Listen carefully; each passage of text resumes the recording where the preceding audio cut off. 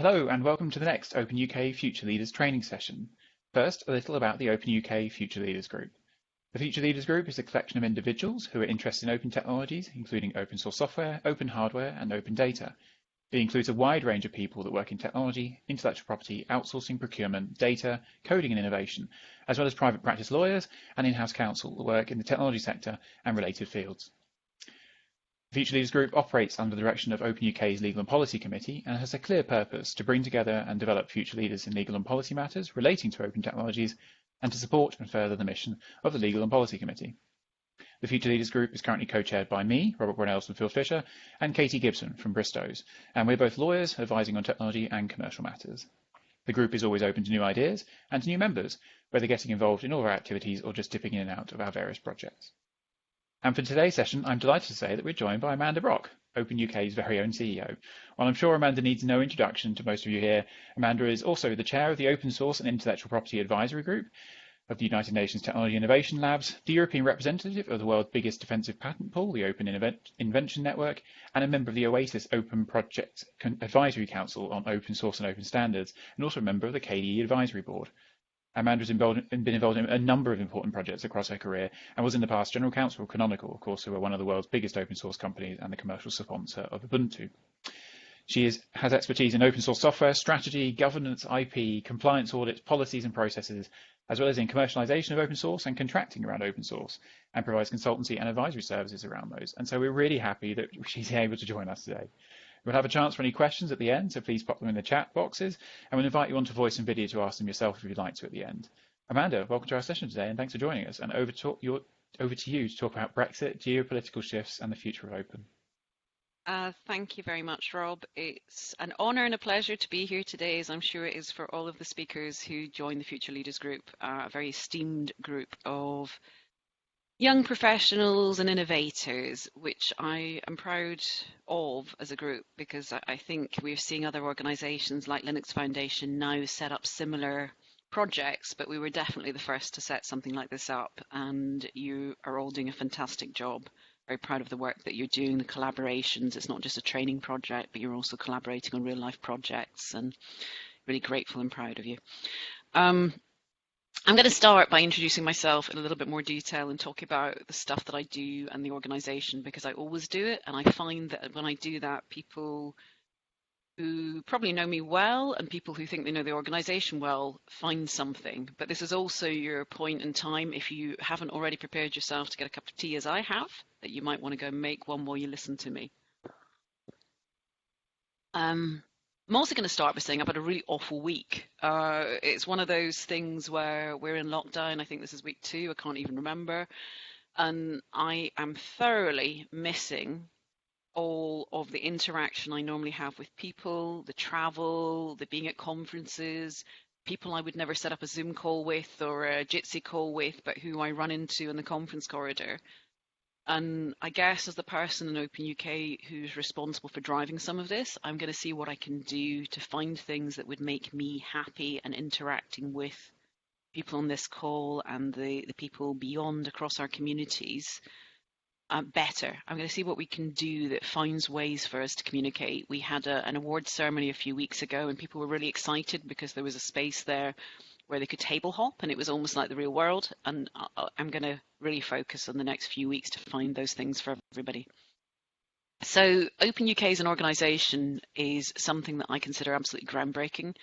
When I joined, it was very much a supply chain and procurement organisation for open source. And we brought together the most amazing board of 12 in January. They sat down and spent a day together, and they're very different, and they represent software, hardware, data. So I expected them to find it harder to come to a conclusion than they did. But they were able to be very decisive and to set our vision, developing and sustaining UK leadership in open technology. And that term open technology is critical here. Again, I think we are absolutely groundbreaking as an organisation. That term open technology is one you will hear more and more and more. And what we have encapsulated in it is open source software, open hardware, and open data. And if you look at the work that the European Commission is doing now, which our own General Counsel, Andrew Katz, is one of the leaders on, you will see that they are pushing software and hardware together. They're looking at where those defining and boundary lines are because they're unclear. And those two definitely need to be viewed as a collective. But also, as we go through this talk, I'll explain to you more about where Europe, the US, Asia, all of our governments are going globally on data and the importance of that to business models and sustainability of infrastructure and technology.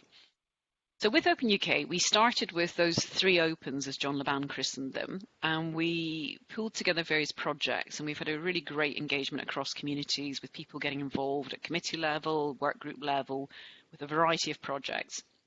And we've taken the first sort of 6 to 9 months to work that out.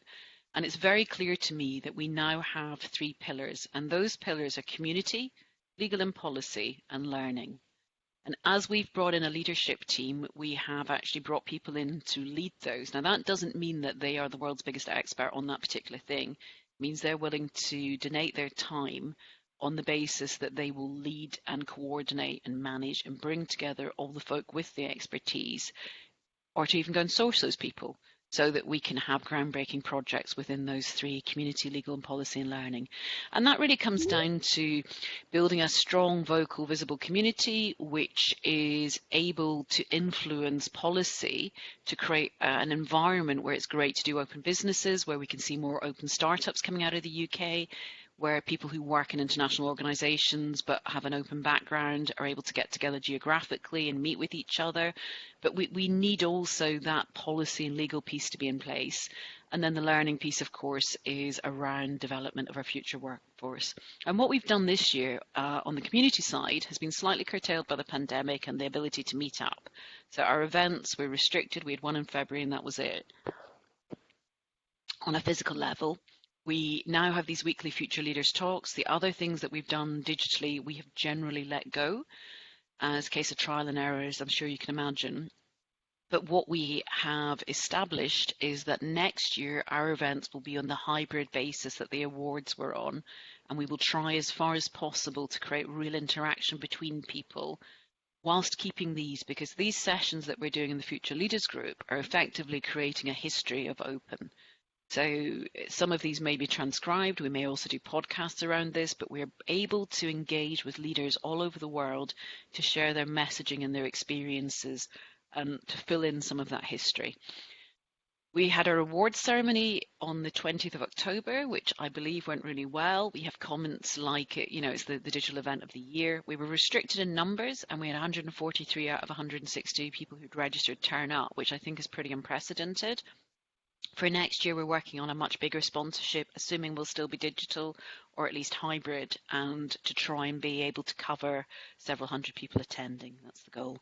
We have a museums group which fits into community. They're working with the National Museum of Computing to create a story of open, and that will be something that talks about how open came to be, how it develops, the open web, moving through that into the infrastructure piece via desktop.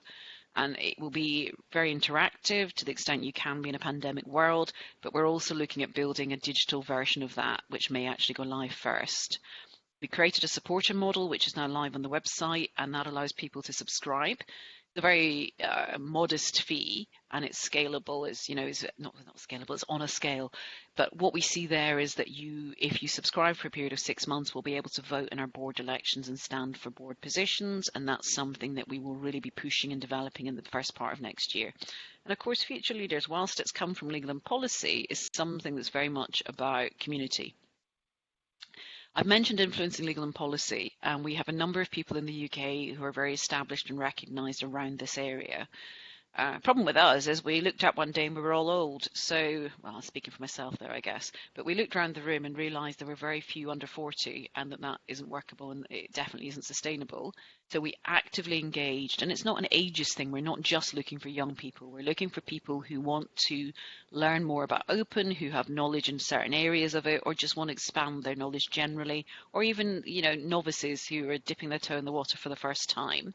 And we're bringing those people together and offering them various opportunities to collaborate. And that's where the Future Leaders Group came out.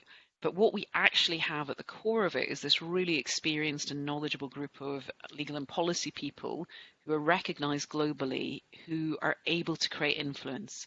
And that influence was quite rapid. By February, we were asked to go and speak to some of the trade negotiators to help them understand source code provisions in the trade agreements. By May, we were speaking to OSER, which is the Open Source Observatory run by the European Commission. We collaborated with them on a report. We couldn't influence, but we're very proud to be named as the actor on open source in the UK. So, they recognise DCMS as the source of government around digital and technology, which is where open fits. And then they recognise OpenUK as the advocacy actor, the place to come in the UK for open. And that's really important to us because that's how we have influence. The Google Oracle case, which I think was back in January, we submitted an amicus brief, and that's a way to influence the court, the Supreme Court, who are looking at the API copyright case originally brought by Oracle, trying to stop Google's usage, alleging that there was copyright in the APIs, and Google's response, which has gone through a series of appeals. And we are the only organization in the world, I believe, which is not US based, which has put an amicus brief in explaining the risks and the danger of this decision to open source and restricting usage of the APIs. So, we really are happy to stick our heads over the parapet, put our neck on the line. Can't think of any more cliches that I can use, but we're willing to be there and stand up for what we believe in, which is the future of open. As a matter of course, we're reviewing new laws and policy and the UK's National Data Strategy, the Europeans Digital Act, Digital Services Bill, and the forthcoming data roadmap that the Europeans are going to be bringing out to support the GDPR legislation are all things that we're actively engaged with looking at. And you don't have to be a lawyer to be part of that. We need commercial people, we need technical people to all shape and influence our approach. We also have a number of work groups on policy which are not particularly visible yet on our website. And that will be something that we're working on making more visible in the next few weeks. But those include 5G and Open RAN. And next week, Thomas Lamanauskas, who I used to work with in an MNO, is going to be talking to us about that very topic. Thomas is somebody who's worked for regulators, highly intelligent guy, but he's worked for regulators, he's worked in MNOs, he's worked in an industry body across telco, and has a very active interest in open. So we're sort of educating him a bit on the open side, but he's helping us to build out some decent policy work that we can share in the UK, engaging the MNOs in order that we can help influence how Open RAN develops. And you see things like Ubuntu being adopted by BT. We've actively engaged with BT on this project. Hopefully they will have an involvement in it. But you can see where we're driving with that and open. Also on the cloud side, I'm hoping we'll have an announcement next week at the GaiaX conference. GaiaX is something I'll talk to you about more in a second on Europe and cloud. And then the last piece in the policy side is the circular economy. And there are very clear and visible reductions in carbon emissions that can be achieved by using open. That's one you may not have thought about, but we're looking to present something at COP26 in November 2021. That's been postponed a year. And we're looking to bring something around the data center space, working with Open Compute. We hope to work with some international partners. That will really be an interesting project. And this is just a little clip from the website of the Commission, which shows OpenUK in the bottom right there as the actor. It's GDS, not DCMS, they named. And then the learning piece. Now, you may well have seen some of our profile on learning because what we've done is completely unique. And we pivoted. We reacted to the pandemic where I'd sweated blood.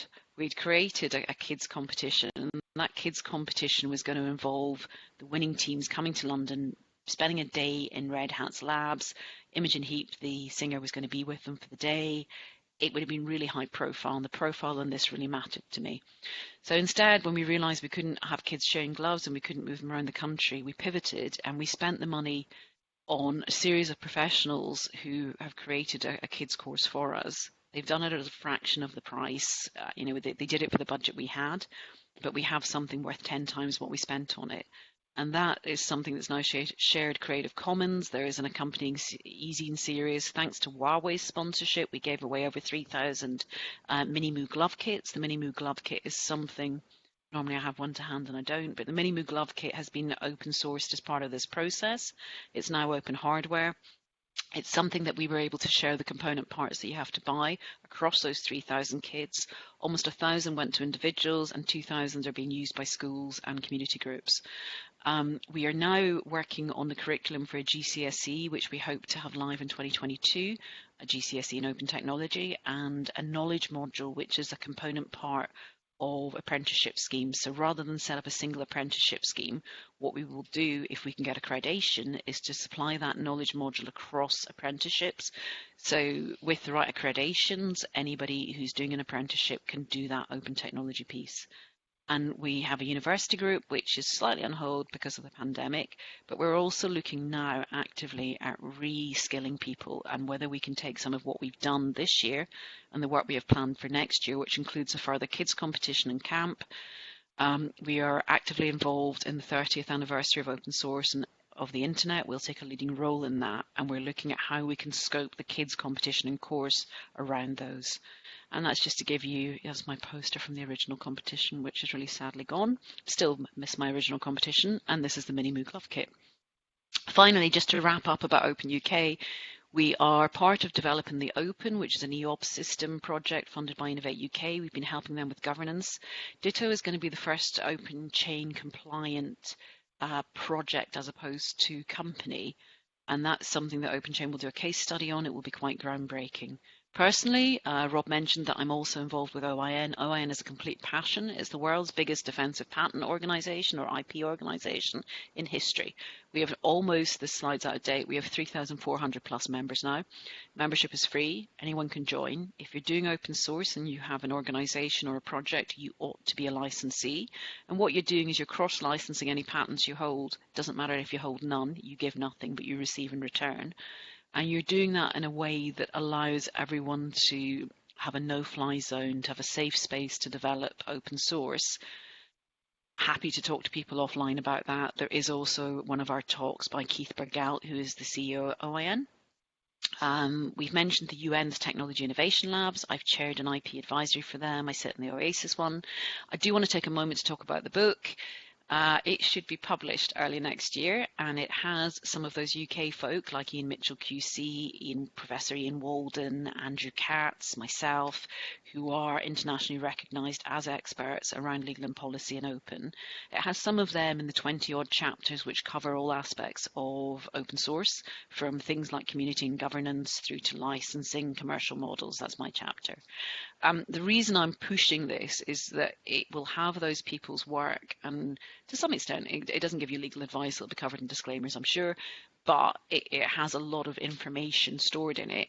And although it's published by OUP, which is obviously very credible, we were so lucky to have the Veitch Foundation give us funding, which will allow it to be open access, and it will be available free of charge on an e-reader and PDF version. And then I guess the other thing I do is this: I talk a lot, actually, write a lot too. And I wouldn't have called myself this until quite recently, but I'm probably an advocate. I don't think I'm an activist, but I might be. It's interesting. I need to look up what that means. Anyway, how did a nice girl like me end up in a space like this? Well, at the beginning of 2008, I joined a company called Canonical, and Canonical was pretty much startup mode. I was employee 165, founded by a chap called Mark Shuttleworth, first South African in space. And it is the commercial sponsor of the operating system Ubuntu. Ubuntu these days is by far the biggest instance of OS in the cloud environment, and it is also very much part of the 5G Open RAN piece and the infrastructure of the 5G environment.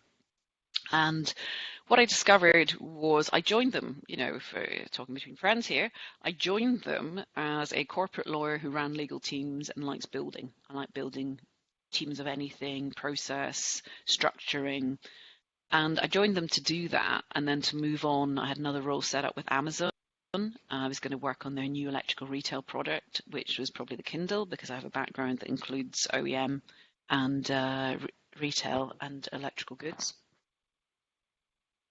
And ended up falling in love, and I completely fell in love with the whole open source movement, which is something you probably don't hear every day. I knew what I thought open source meant when I joined, and then I got completely suckered into it, and it was a completely different thing from what I thought it meant. And for me, what it means is it's a socio-economic movement which brings together collaboration and creates collaboration on a global basis, and that global basis is fundamental to it. On a personal level, I've worked internationally since 2000. So that may seem a juxtaposition that I'm sitting in a UK organisation focusing geographically, but I'm focusing geographically to build the community and to make this a better place to then go and collaborate globally. That's what I'm interested in. We need to be a player in a world playing field. And in that world playing field, in January, this is my last conference trip and my only conference trip in 2020. And this is taken on the 31st of January 2020 in Brussels. I'm with 3 people who are involved in OpenUK. You may recognise a couple of them. Next to me is Jonathan Riddle, the chair of our awards committee. Next to Jonathan is Cheryl Hung, one of the directors at CNCF. And on my other side is our chief learning officer, Kavita Kapoor.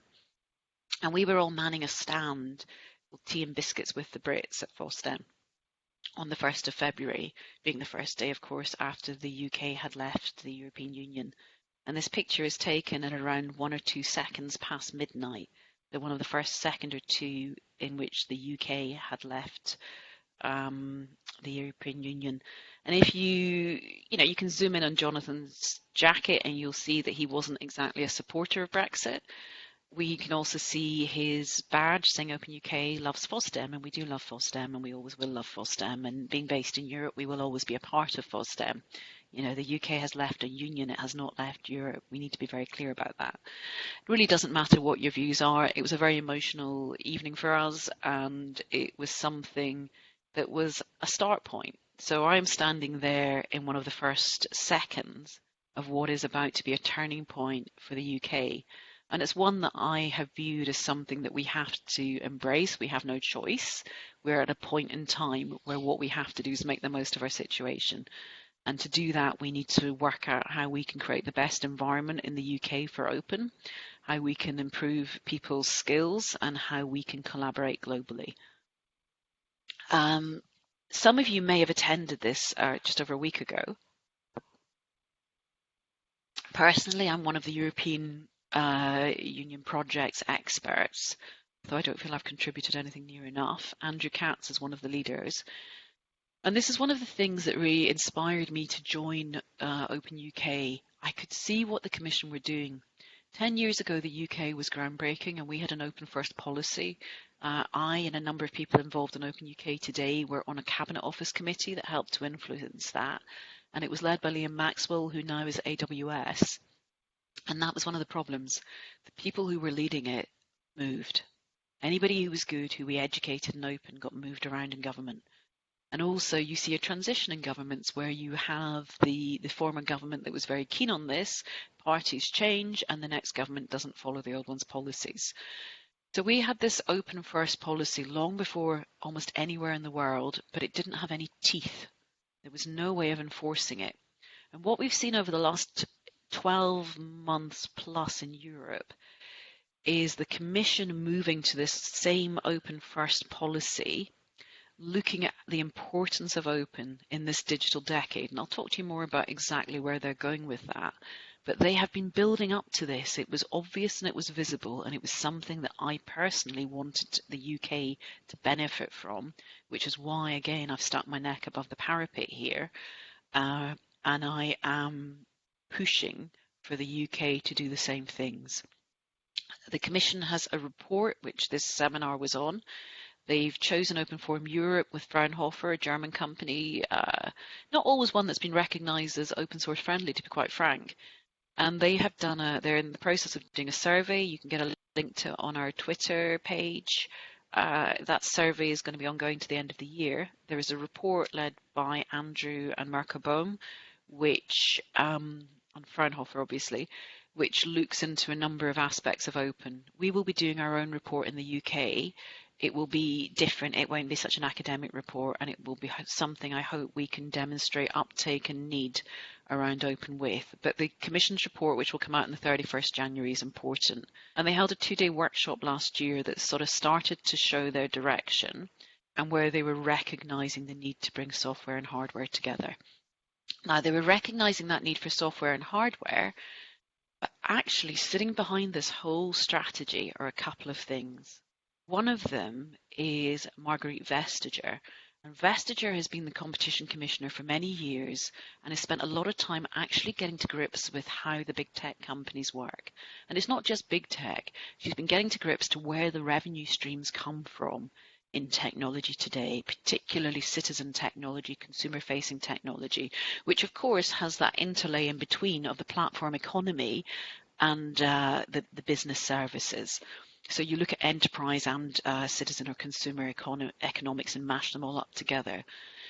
And what you see there is the revenue streams are not always visible. And for the competition commissioner, the antitrust bodies to be able to do their job properly, they've had to spend years getting to the bottom of it. But what you also see is open. And that's something I'm going to keep repeating as we go through this.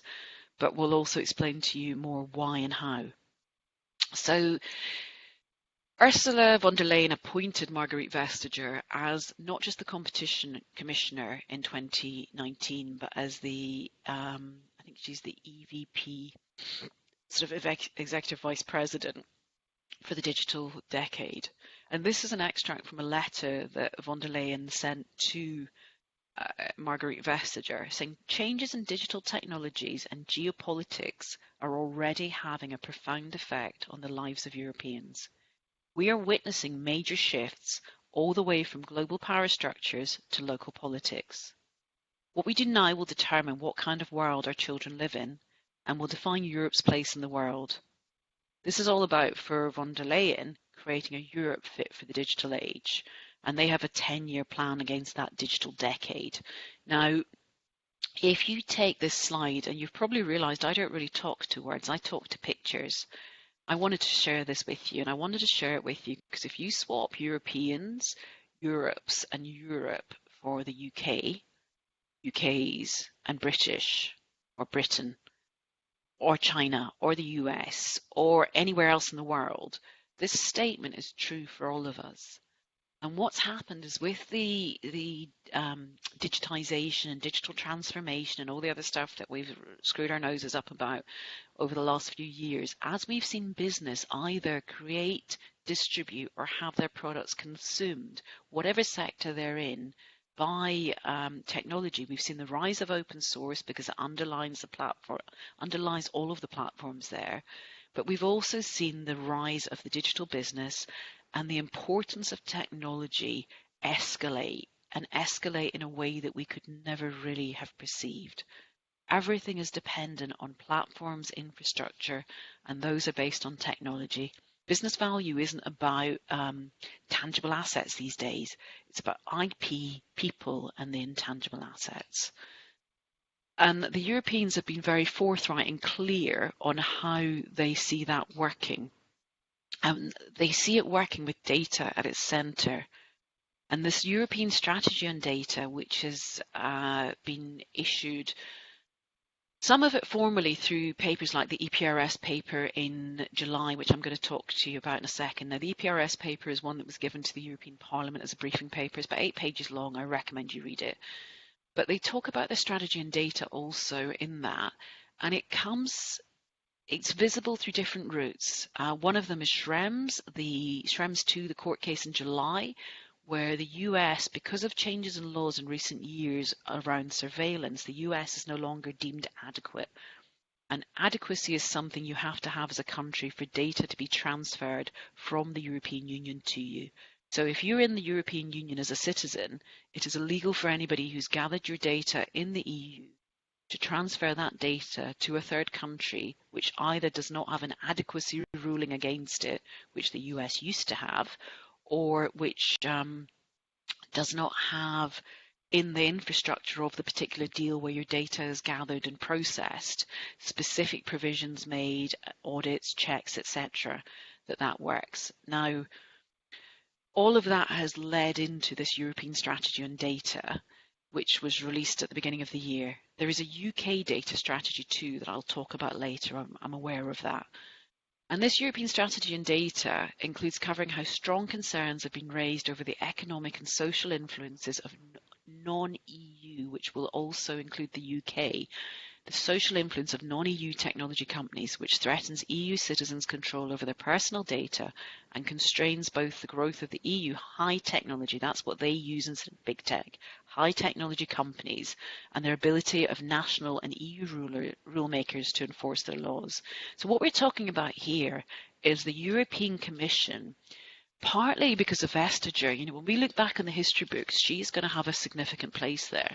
And what we're seeing is her influence in understanding the business models and the revenue streams in tech, influencing where we're going, because data is at the heart of those business models. Citizen data, personal data is what influences those.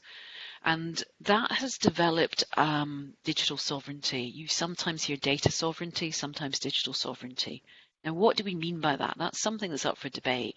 I would say it's a way of looking at your citizen data and trying to bring that local, bring it back, bringing that data home. In the UK, we've sort of gone down a sovereignty route, which was the Brexit vote, frankly. The Germans were having similar issues and concerns, and what they did was they went to court, and they had a court decision made saying that European law did not overrule German law. German law had sovereignty, and their leaders dealt with it in a different way. We, however, had a referendum and a decision was made, and our sovereignty comes from that. And what we now have to look at as the UK is how we manage that sovereignty within this geopolitical landscape and the legal implications of that. So I would highly recommend reading this EPRS briefing paper, which talks about digital sovereignty. It's 8 pages long. It's not heavy going. It's designed for politicians who don't know what they're talking about when it comes to tech. You guys know what you're talking about. You'll find it easy to read.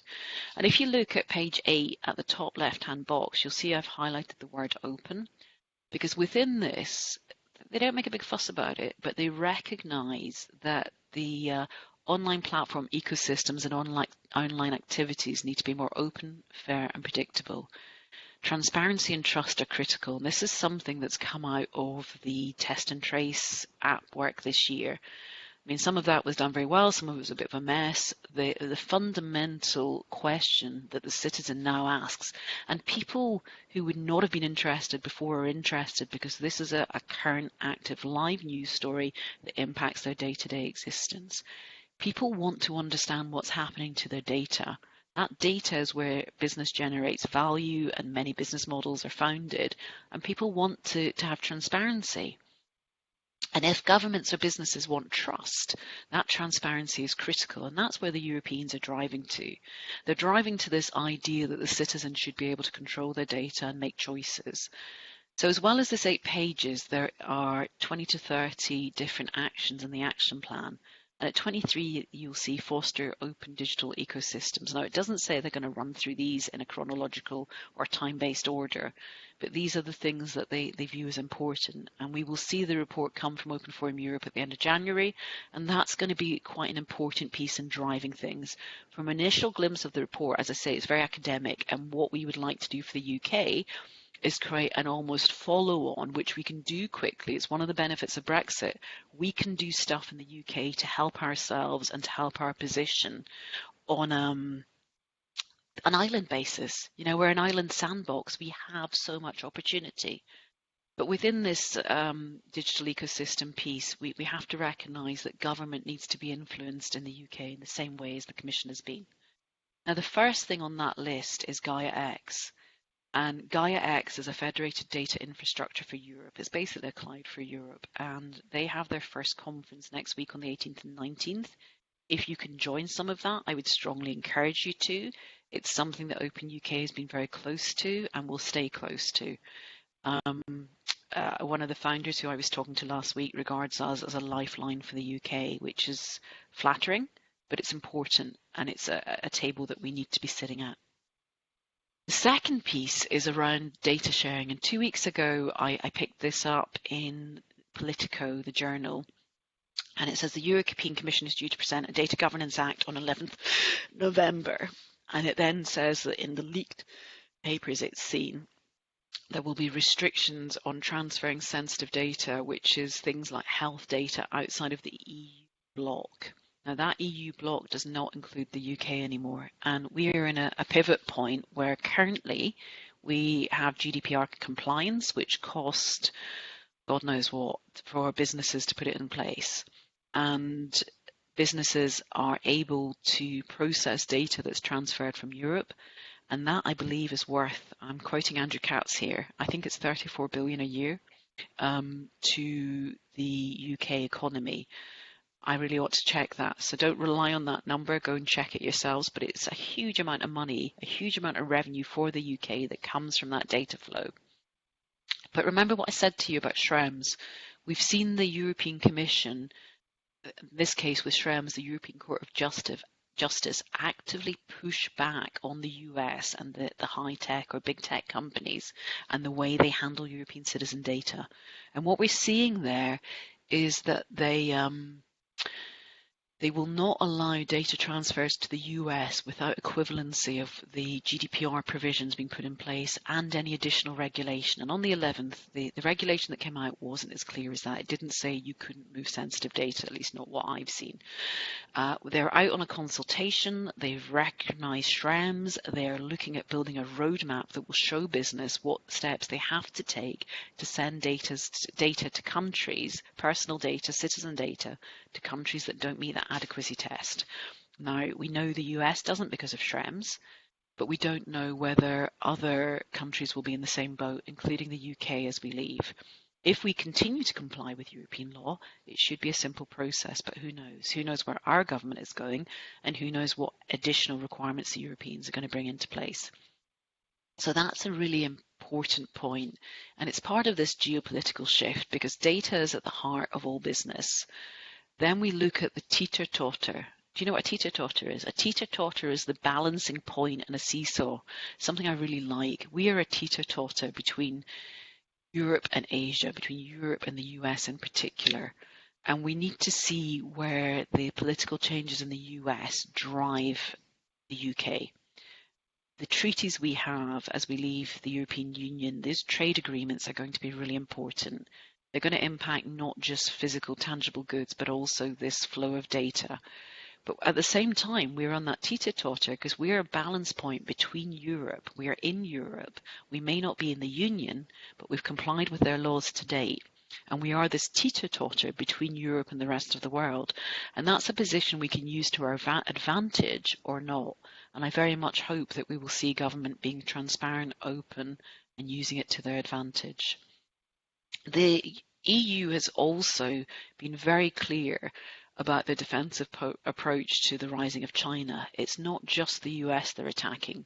Now, the Schrems II case was specific to the US, and it upheld something called the model clauses, which is the way that business manages data by agreement. So even if you are moving data in a tech company from your European company to the US, you will have those model clauses in place, or from Europe to anywhere in the world.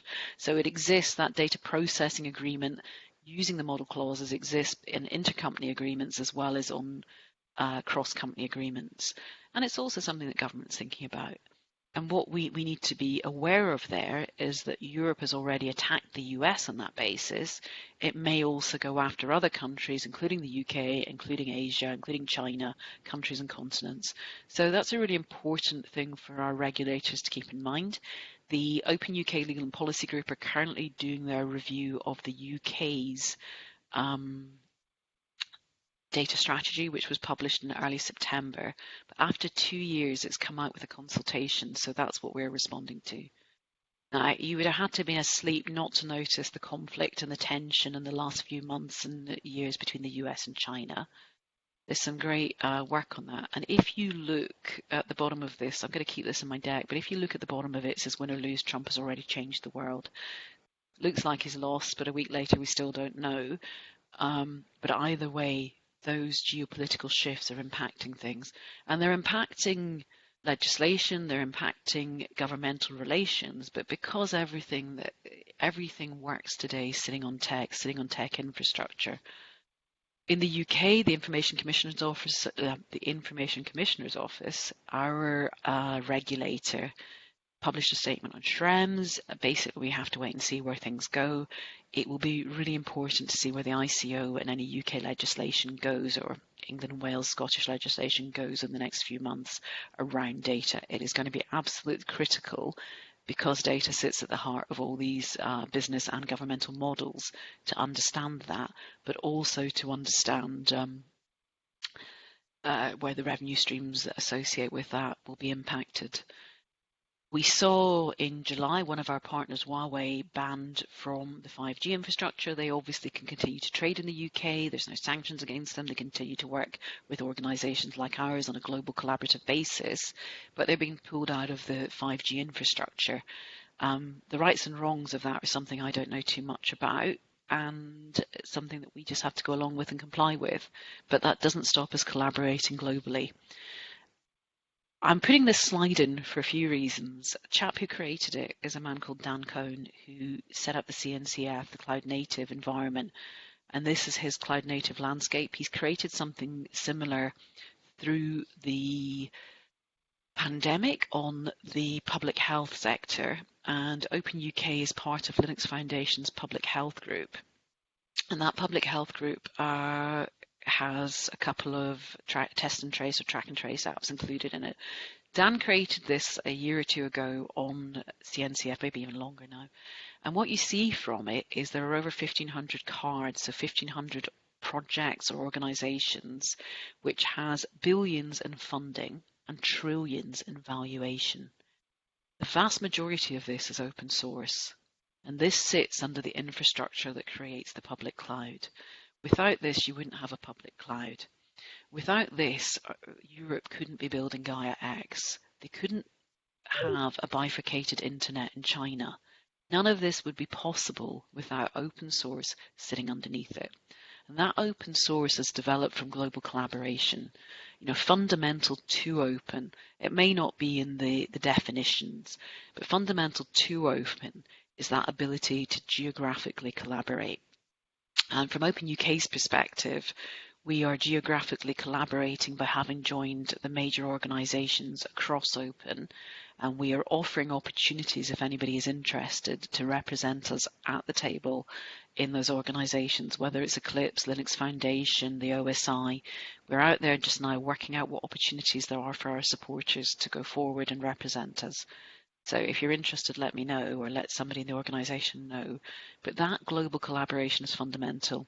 Now, a clever lawyer finding a way in a license to say that you can geographically exclude people and create local source isn't open source. There's a provision that anybody can use open, anybody can contribute, anybody can do this in a non-discriminatory way, and that's fundamental to the overall future, not just of open, but of technology. And without that kind of collaboration, we're going to run into problems. And it's something that's really saddened me in the last couple of weeks. It's one of the reasons I've been a bit miserable, is hearing people tell me that the Commission don't want British people involved. Now, I hope that it won't just be the open source people in the UK, but globally he will be pushing back hard on that. Because what's happening with Brexit is a first step. We may well be going into a point where the UK becomes more of an island nation on paper. We may well be looking at us still being part of Europe, but not the EU bloc, or we are, in fact. However, we are still there to collaborate with our European neighbours. We are still there as a country to collaborate with the US, with the Americas, with Asia, with Australasia, with Asia Pac.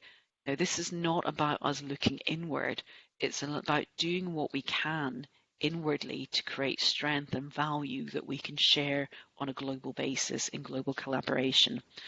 And I would leave you with a couple of thoughts. One is in terms of code, we need to think globally, as I say. We need to think big. We need to be able to collaborate and create the best code. And the best code is open for many, many things, if not for everything. And to do that, we need to collaborate. And that collaboration has to stay global. Wherever the geopolitical shifts go, Brexit is the first. And if the rest of the world does not learn a lesson from the way we do this, then they are going to end up with local source, not open source, and that would be an absolute travesty. So I would encourage you all to engage and to continue supporting open, but also to collaborate globally. And Rob, I'm done. I've talked enough for one day, I think. Fantastic. Thanks, Amanda. That was really, really good and really, really interesting. Open the floor to any questions. If anyone would like to come on to voice and video to ask their question directly to Amanda, then please feel free to do so. I'll give everyone a chance to think of a question. All right, and I'm just going to get back so I can see your screen and I can see questions. Hi, Magda. Hello, Amanda. I think you cover so many topics around Brexit, and I think I have like more personal question. What is for you the most important aspect of Brexit?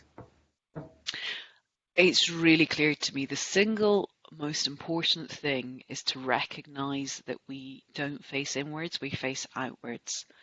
And that whatever we do, we want to be doing it with the rest of the world. It's not isolationist, it's quite the opposite. Creating that sovereignty for the UK and then taking a seat at the world table. I would say Sound this like a is politician. very That's worrying. I think it's time we removed me. It's time you went into politics, if that's the proper politics. No, I don't think so. Not for me. So Magda, if you think about it, are you still in Poland? I can't hear you. I've lost you. Is that me that's lost you, Magda? No, Magda, you're on mute. just... Are you still in Poland, Magda? No, not anymore. Back in the UK. And that's exactly it. And if I even look at the names of the people sitting in this conversation today, we're not a country that is made up of people who were born here or grew up here. We're a country that's a melting pot, and that's really important, and we stay that way.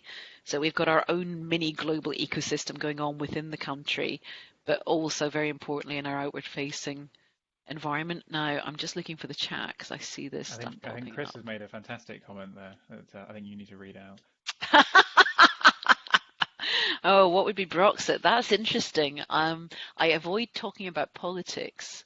So this geopolitical thing is quite hard for me because I try to do it without giving any of my own political views on a neutral basis as a commentator rather than a pundit, if that makes sense.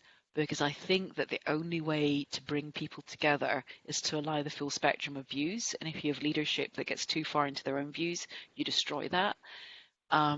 It's something that over a drink I'll talk to you about, Chris, but I'm not talking to you about in this context. I will say that it would involve cats. I think we're about to have a cat join us, and it would involve all political views. And if you look at the people involved in OpenUK at a leadership level, I have been very careful to try and ensure that all political views are represented there. So we have a real melting pot and mix of people, and it's always pleasing to me when we can agree on anything because you have that mix, and that diversity is absolutely at the core of Open. I think that's absolutely worth a glass of wine at some point, Amanda. I'm a cheap date, Rob. Chris, rather, you'll be fine. I'll join in that as well, don't worry. I was going to say, you can cut that bit out of the YouTube. I'll leave it in, it's fine. And Raisa, nice to meet you. I'm probably saying your name wrong. It's a Scottish thing with consonants, Raisa, probably. Thank you very much for your comment. If you want to ask a question, you're very welcome. But I hope that we will see you all participating through next year as we really start to push out that internationalization. And there is lots of opportunity from the organizations we've joined. Keep your fingers crossed. There will be a major announcement next week that we're part of that might surprise a few people.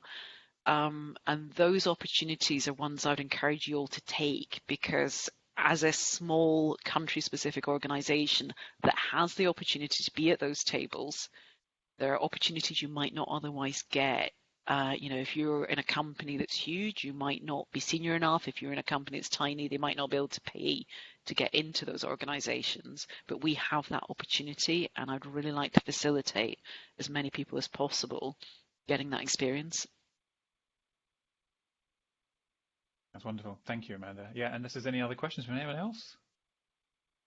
Thank you very much all for attending a talk that was billed at slightly short notice, I think. Rob, who's next week? I'll say thanks, Amanda. Yeah, no. So next week we have Thomas Lamanaukas, which I've probably also butchered his name. Lamanauskas. Lamanauskas. There we go. Thank you. And he'll be talking about 5G and Open RAN, which should be a really interesting hot topic at the moment. As I know, it's a big thing in telecoms and telecommunications at the moment. So join us next week for that talk. And thank you, everybody, for today. Cheers. Thank you. Thanks, Bye. guys. Take care. Bye-bye. Bye.